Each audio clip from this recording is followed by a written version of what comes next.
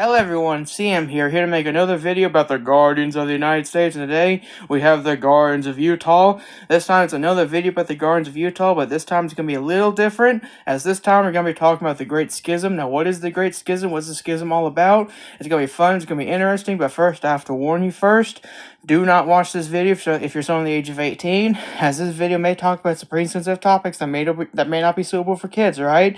Let me repeat that again.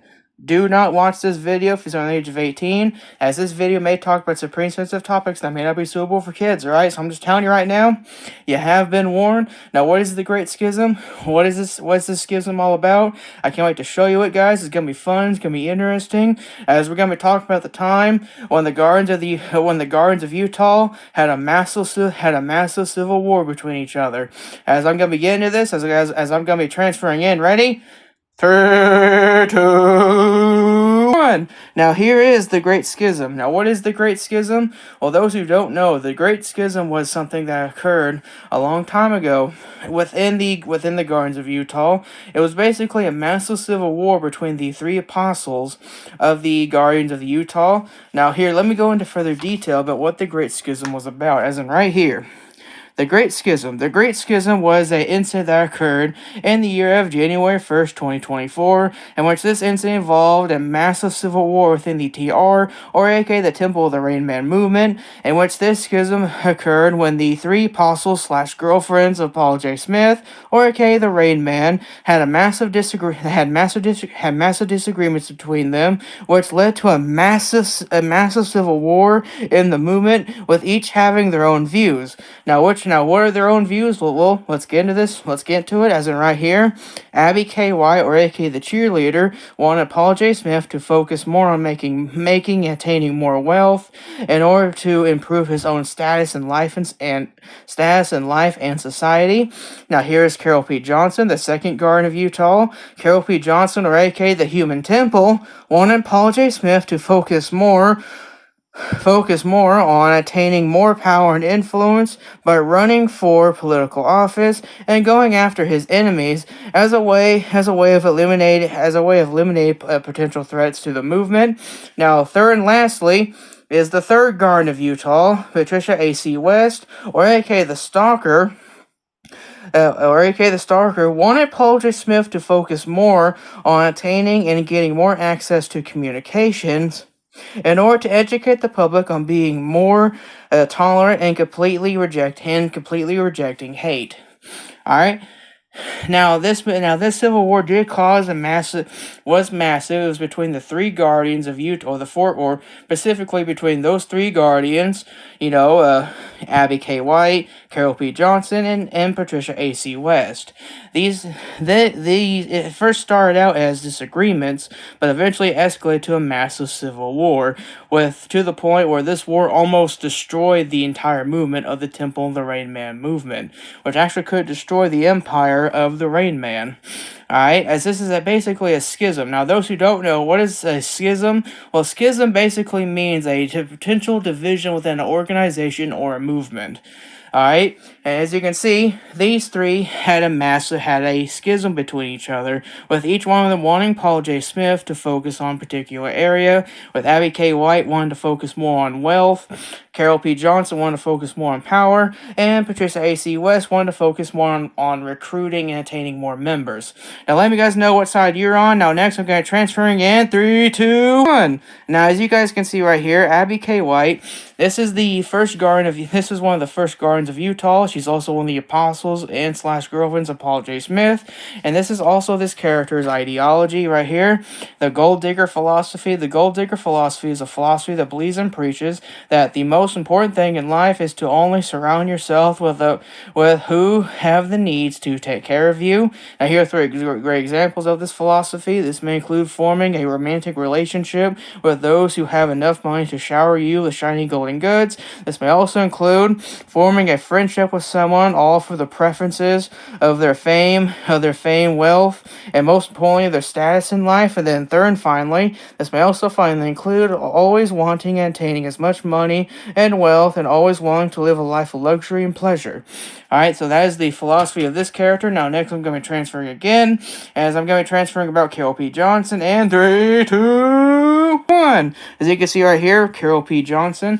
Now, what was Carol P. Johnson's philosophy? Well, it's this philosophy right here, the my body is my temple philosophy. The my body is my temple philosophy is a philosophy that believes and preaches that the human body is the most precious thing in life and should be protected at all times, no matter the cost. Now, here are three great examples of this philosophy.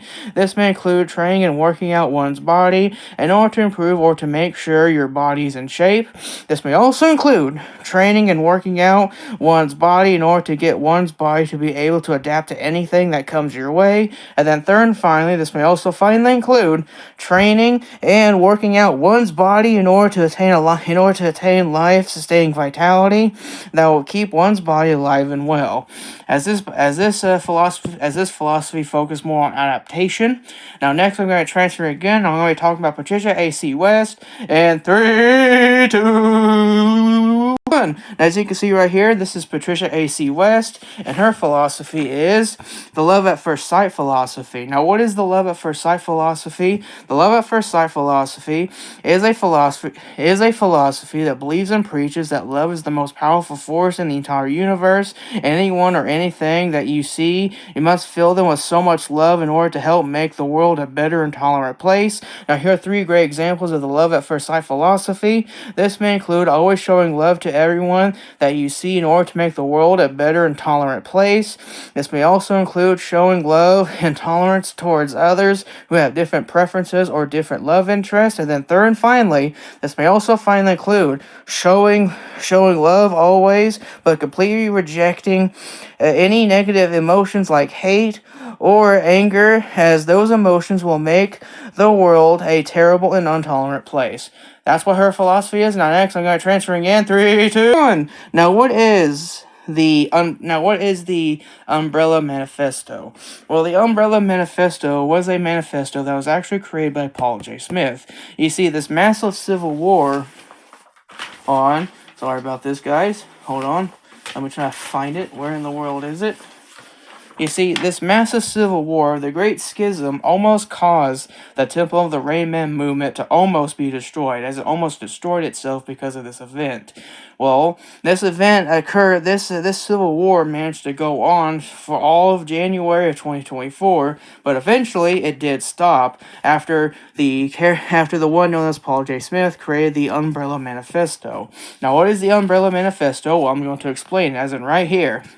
The Umbrella Manifesto is a manifesto that was created by Paul J. Smith, or aka the Rain Man, in the year of February 14th, 2024, in which this manifesto managed to successfully unite the TR movement by creating a metaphorical umbrella that would allow everyone to be under it, no matter what their views. As in this is a metaphorical umbrella that said, look, you might have different views, but as a movement, we need to stick together in order to fight back against our enemies.